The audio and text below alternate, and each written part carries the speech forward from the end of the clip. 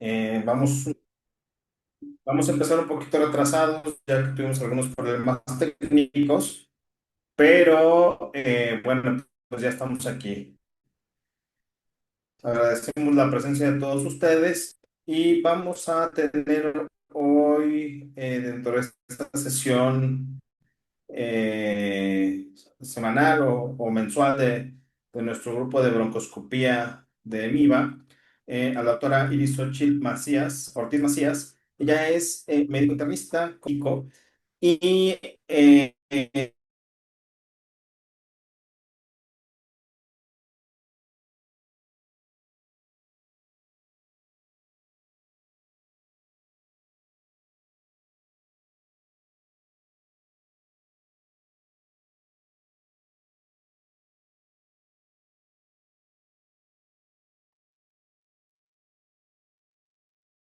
actualmente trabajando en el Hospital Civil de Guadalajara. Y hoy nos va a hablar de por polímeros.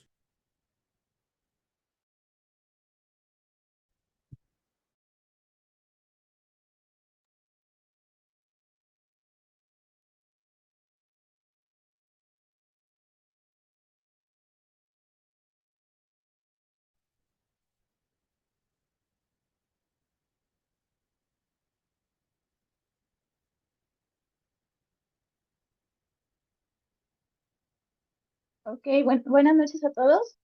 El día de hoy vamos a hablar de neumonía por polímeros. Voy a mostrar un caso clínico que tuvimos en el hospital.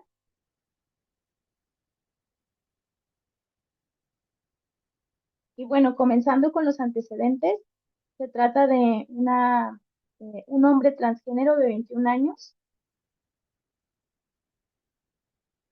originario de Oaxaca, residente de Guadalajara, 4 años previos, soltera, desempleada, únicamente escolaridad primaria, con alergias y toxicomanías negadas.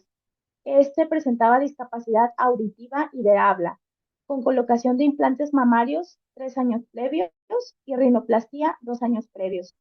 Se realizó una lipoescultura 4 meses previos y tuvo una infección por COVID-19 6 meses previos.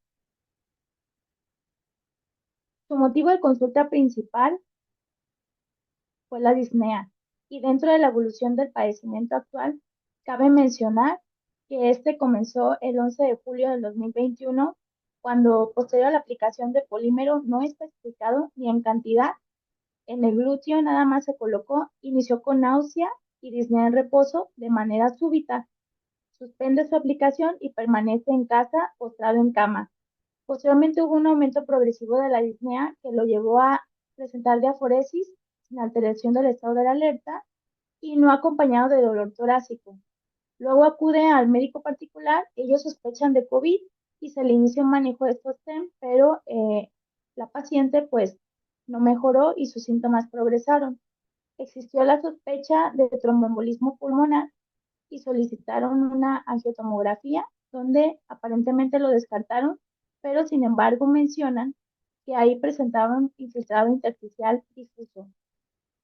Posteriormente se derivó a urgencias del Hospital Civil el día 14 de julio del 2021, donde se recibió con insuficiencia respiratoria tipo 1 y los siguientes signos vitales: una frecuencia cardíaca de 126, una presión arterial de 160, respiratoria en 35, saturando el 90% con oxígeno suplementario en puntas nasales a 6 litros por minuto. Su temperatura en ese momento fue de 37,8 grados centígrados y aparentemente sin alteraciones neurológicas. Dado esta situación, realizan una intubación orotraqueal y se ingresa hospitalariamente por medicina interna. Posteriormente se traslada a terapia intensiva el día 15 de julio a las 17 horas. Ya en terapia intensiva, cabe mencionar que la paciente pues llegó bajo sedación y analgesia, así como un bloqueo neuromuscular. La paciente pues al momento de explorarla encontramos lesiones petequiales conjuntivales, así como también altos requerimientos ventilatorios, con abundantes secreciones características hemáticas, y presentó eventos de aumento de la presión transaérea que fueron necesarios múltiples intentos de aspiración. Además, presentó en tórax lesiones petequiales que se extendían hacia las extremidades superiores con una evaluación ultrasonográfica pulmonar con un patrón B generalizado, así como una saturación del 92%. Hemodinámicamente fue requerido las aminas vasopresoras y bueno, hubo bastante inestabilidad. El focus encontramos una contractibilidad global adecuada, pero considerando que tenía una mala ventana apical, 4 cámaras y parasternal. Evidenciamos aparentemente un aumento en cavidades derechas. En lo demás se encontraba pues sin alteraciones y dentro de sus laboratorios llamaba la atención la trombocitopenia, 88.000 plaquetas, una leucocitosis de 24.000 con neutrofilia y dentro de lo demás pues aparentemente dentro de rangos, lo único es que pues sí, a pesar de esa ventilación programada, ya el índice de oxigenación se encontraba en 86.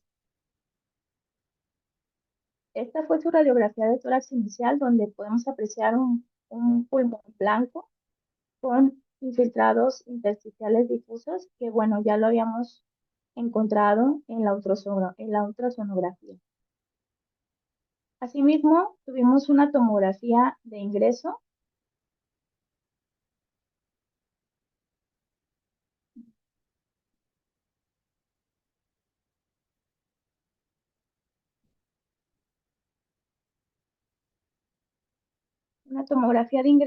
en donde podemos observar la presencia de enfisema subcutáneo, así como el pulmón blanco, y también encontramos aire a nivel de mediastino, evidenciando un neumomediastino. Y tenemos otra imagen donde puede ser evidente, no me permite correr el video, pero por si acaso tomé algunas imágenes para que pudieran evidenciar adecuadamente lo que estaba ocurriendo con el paciente. Bien. A su ingreso, permítanme un poquito, voy a darle acceso.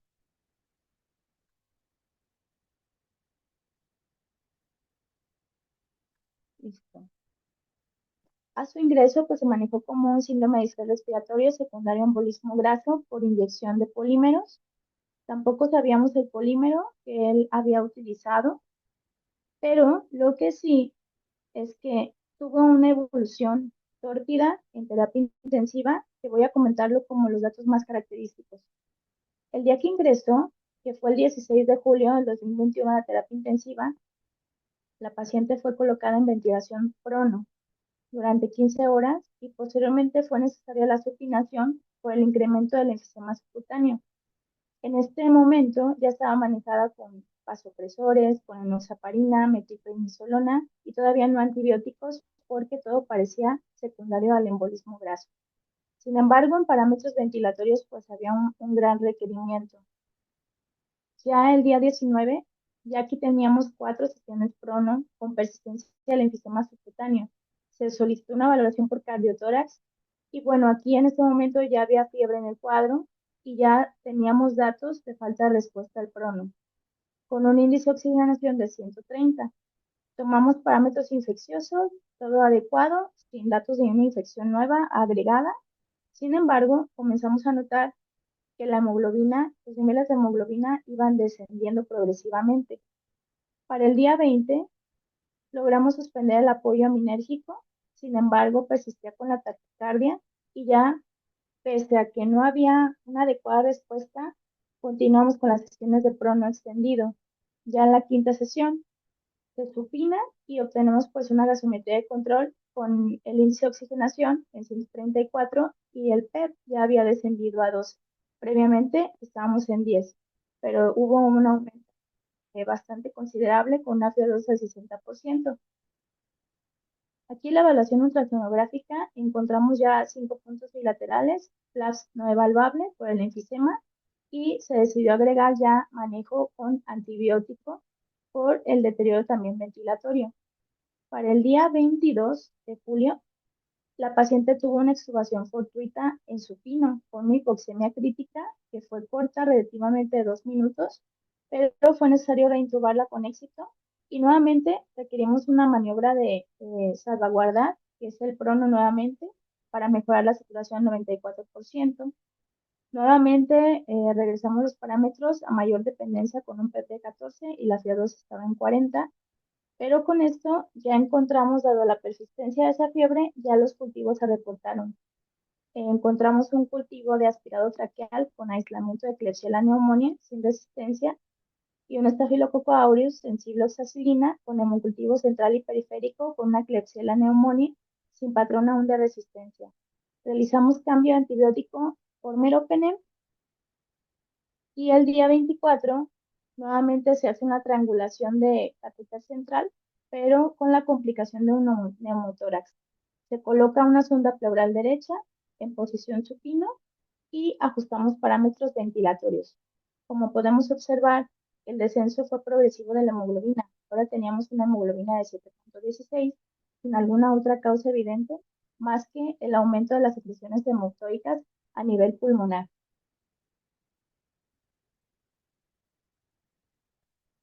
Ya para el día 26 de julio, ya en su 10º día de estancia en la UCI, continuamos con sangrado por cánula orotraqueal y la hemoglobina ahora va en 6 gramos. Procedemos a transfundir paquetes globulares y continuamos sesiones de prono. El 28 nuevamente se torna febril por 12 horas, ya sin respuesta tampoco a antibiótico terapia, por lo que en este momento actuamos con broncoscopía. El objetivo era tomar un lavado broncoalveolar con cultivos y pues meramente diagnóstica. Se hace cambio antibiótico a colistina tigeciclina y en posición supino desde las 11 de la noche de un día previo, ya sin sesiones de prono. La ventilación pues se hace un reajuste obteniendo una PAFIO2 de 123. Nunca obtuvimos una mejoría en las PAFIO2, sino que más considerable era la PO2 y pues mantener las saturaciones en rango. La hemoglobina aquí ya estaba en 6.38 como tal, que llamaba pues la atención. La broncoscopía que le hicimos, bueno, se los voy a pasar. En este video podemos observar cómo, si pueden observar la mucosa, va a estar llena de puntilleo hemorrágico y el moco no era como tan evidente. Voy a poner donde se ve. Había zonas en lo que son las porciones basales e inferiores donde había un colapso alveolar, pero llamaba la atención todo ese puntillo que ven ahí hemorrágico, la mucosa rojita, que hacía sospechar en una hemorragia alveolar difusa. El bronquio del lado izquierdo, todo lo que es la región del lado izquierdo se veía pálido, a diferencia del derecho. Entonces había zonas como empaches que evidenciaba ese puntilleo hemorrágico.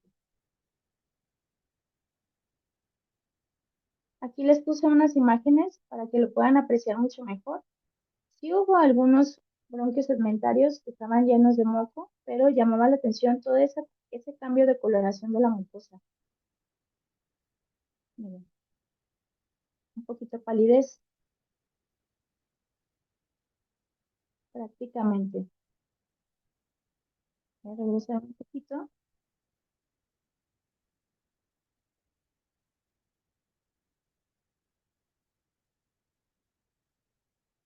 Finalmente, el desenlace de la paciente pues fue fatal. Ya el día 30 de julio del 2021, pues la paciente prácticamente nos hace una arritmia ventricular, se le da reanimación cardiopulmonar y fallece la paciente, ¿no?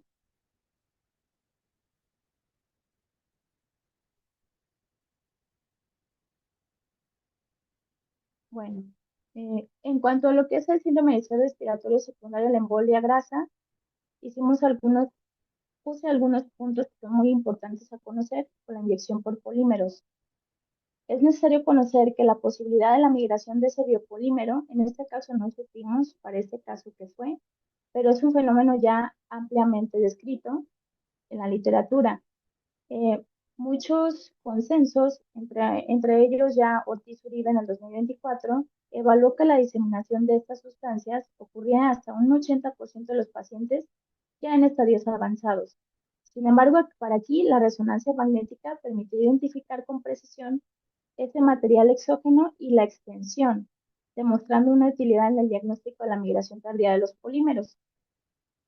La tomografía como tal sigue siendo una herramienta de primera elección, como se hace por ser más accesible en algunos hospitales y permite ver la afección parenquimatosa que presentaba en este caso la paciente. Es importante diferenciar entre el síndrome de embolia grasa y el embolismo graso.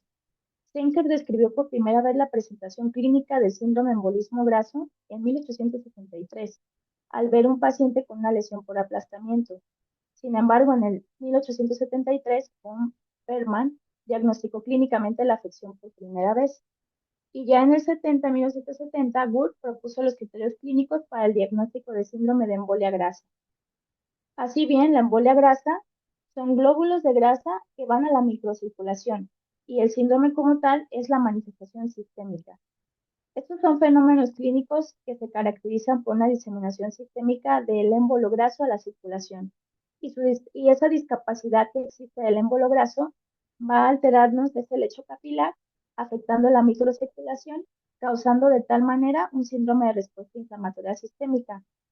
Los órganos que puede afectar, consideremos piel, sistema nervioso central, pulmones y retina. En nuestra paciente, pues, se evidenció la piel, los pulmones, nunca se manifestó con alteración del estado de la alerta, pero tomando en consideración que se coinfecta a la paciente.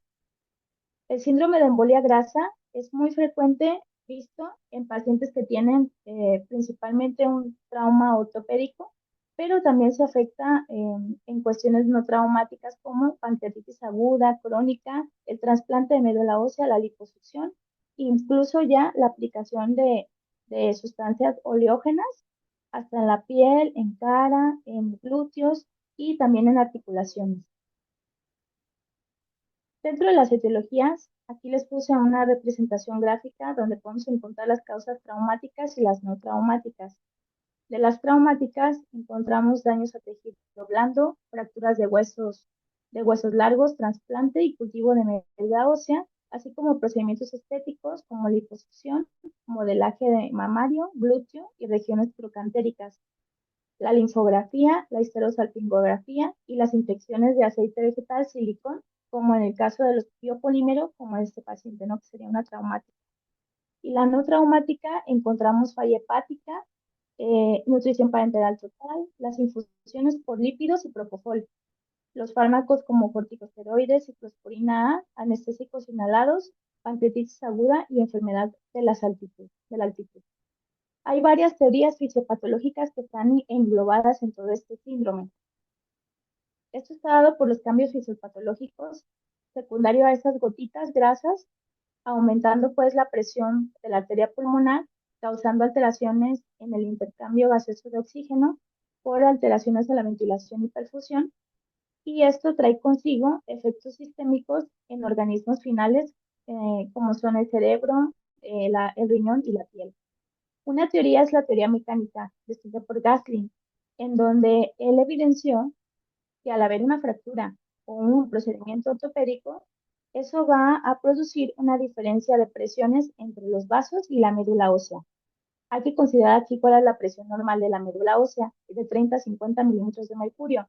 Y esta, imaginen, se incrementa de 600 a 1500 milímetros de mercurio, causando una presión intramedular que va a forzar ese contenido de la médula ósea hasta los sinusoides venosos lesionados.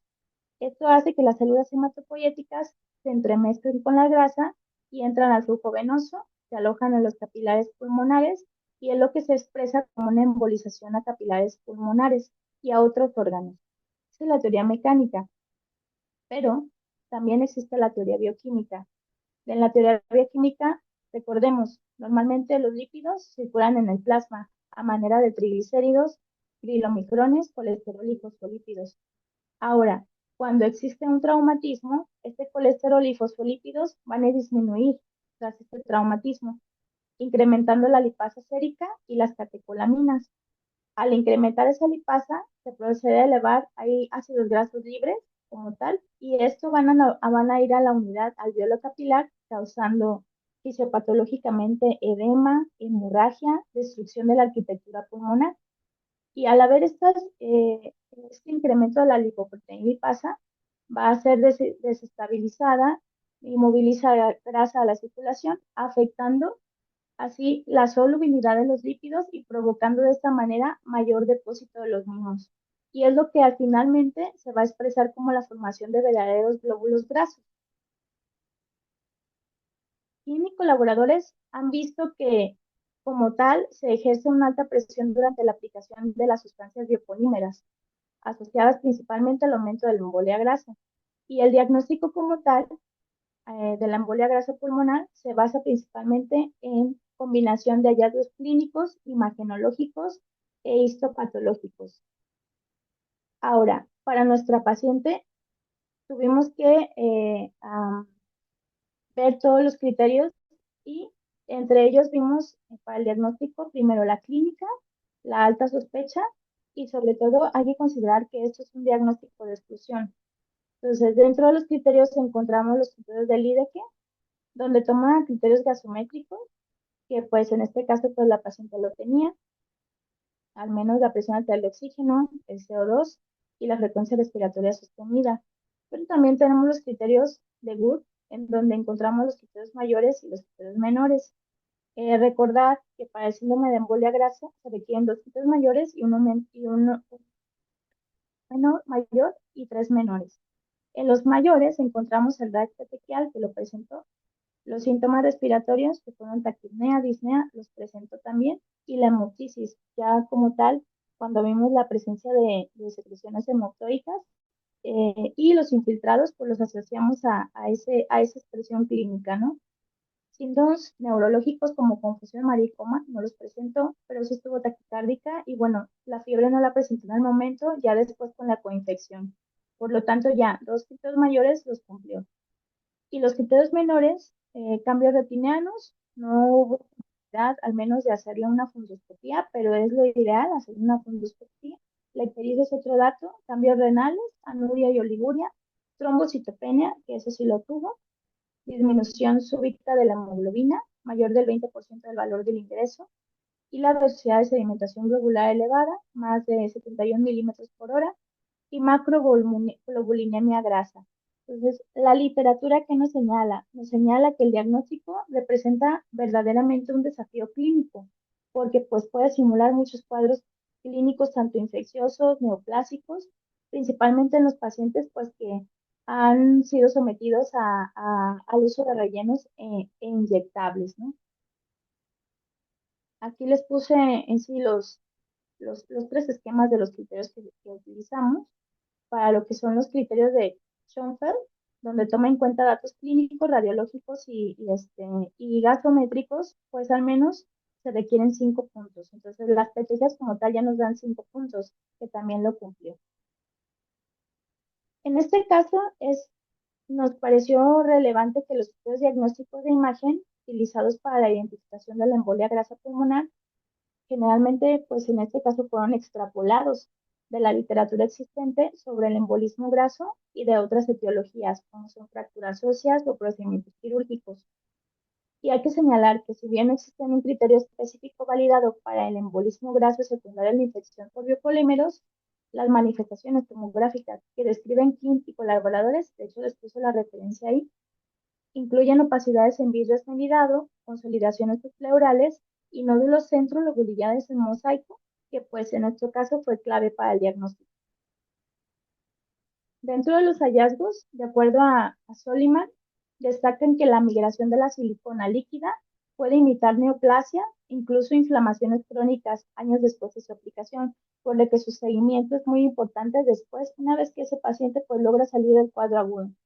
La confirmación mediante la biopsia transbronquial, que fue una de las limitaciones que no se pudo realizar en el centro, pues esta te permite descartar la migración de biopolímeros como causa principal, resaltando pues que es importante la evaluación histopatológica de los pacientes. Además, destacamos aquí el trabajo de Castro y colaboradores, quienes indican que existe una alta prevalencia de complicaciones relacionadas con los biopolímeros en América Latina.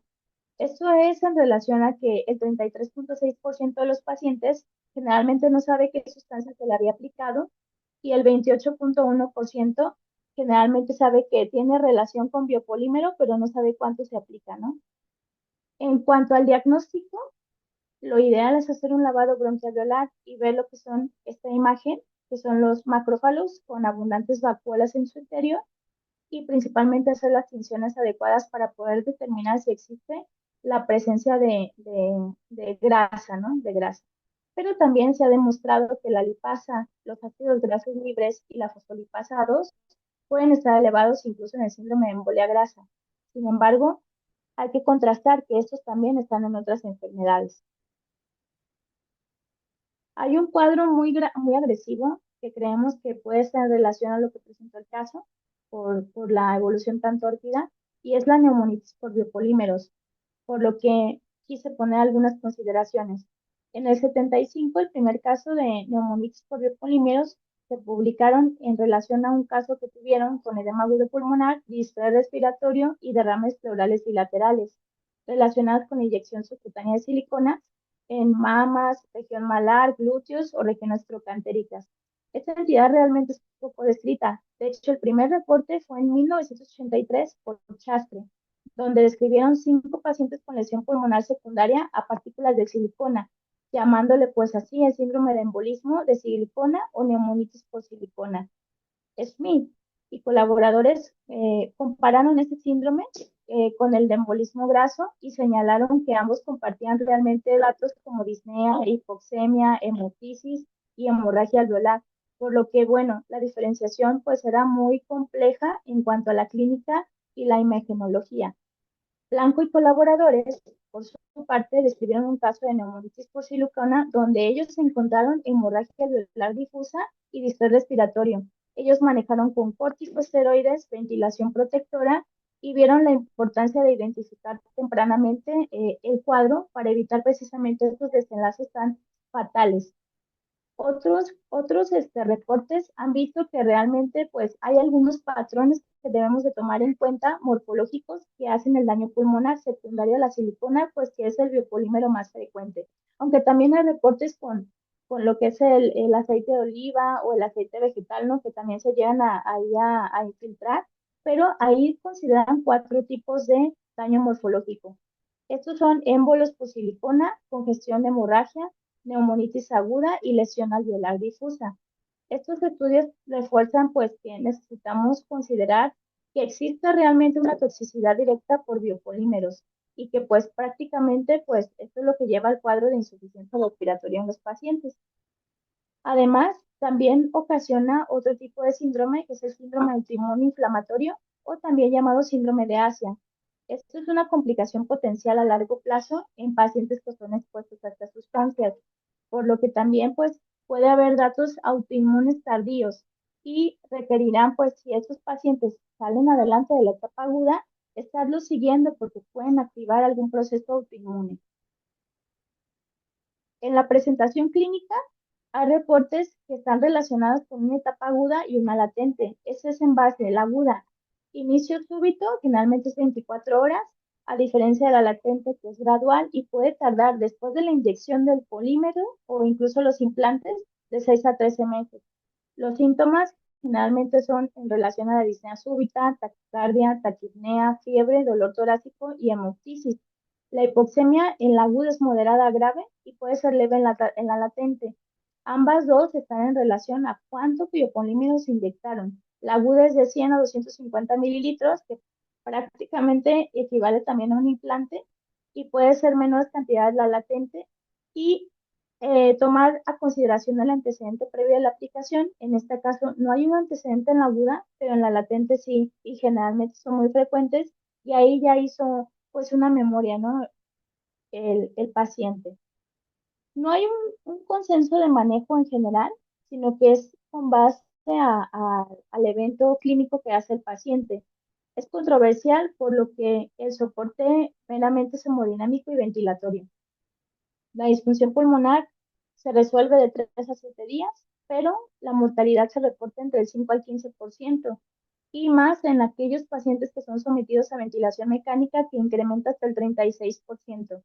Por lo que aquí es importante reevaluar reanimación, estabilización hemodinámica Y recordar que el 10 a un 44% va a requerir ventilación mecánica. Esteroides generalmente pues son utilizados para reducir esa hemorragia perivascular y el edema.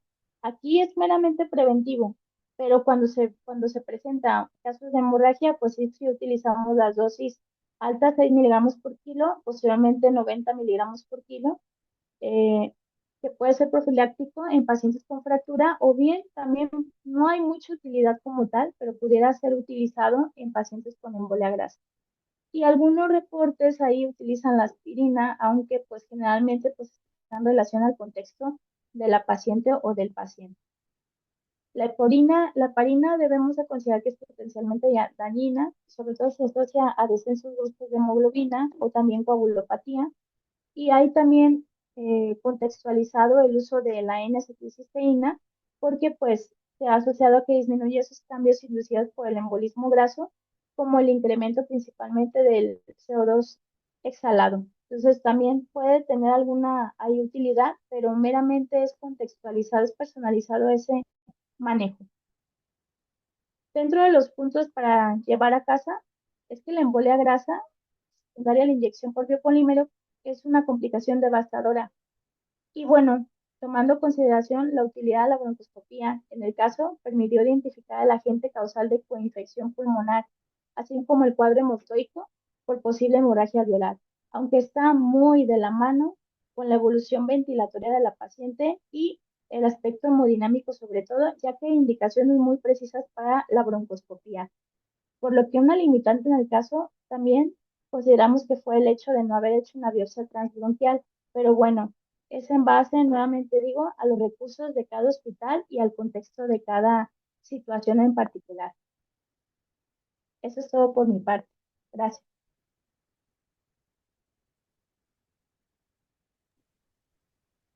Bien, muchas gracias a la doctora Xochitl por esta plática.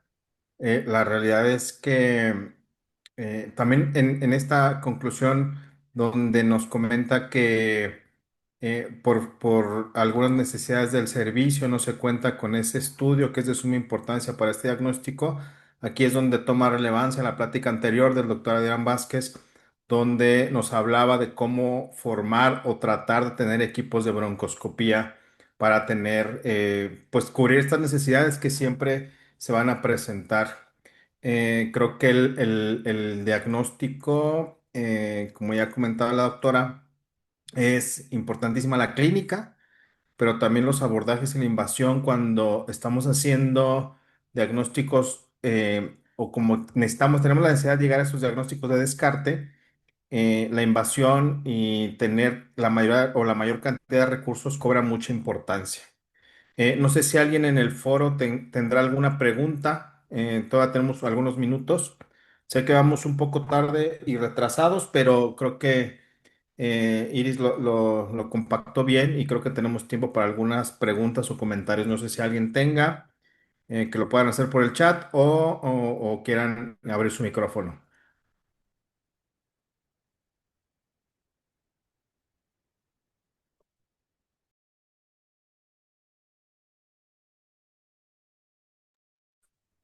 Parece que no tenemos, pero Iris, estos casos de estas neumonías, ¿cuál crees tú que sería la piedra angular de los diagnósticos?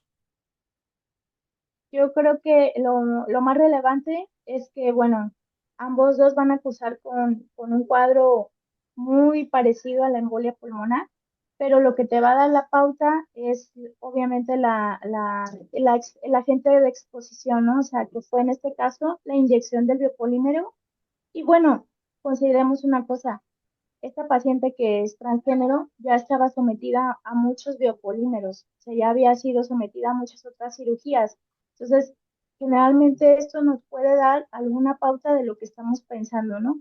Que no todas las ocasiones vamos a tener a lo mejor a la mano una broncoscopía, ¿sí?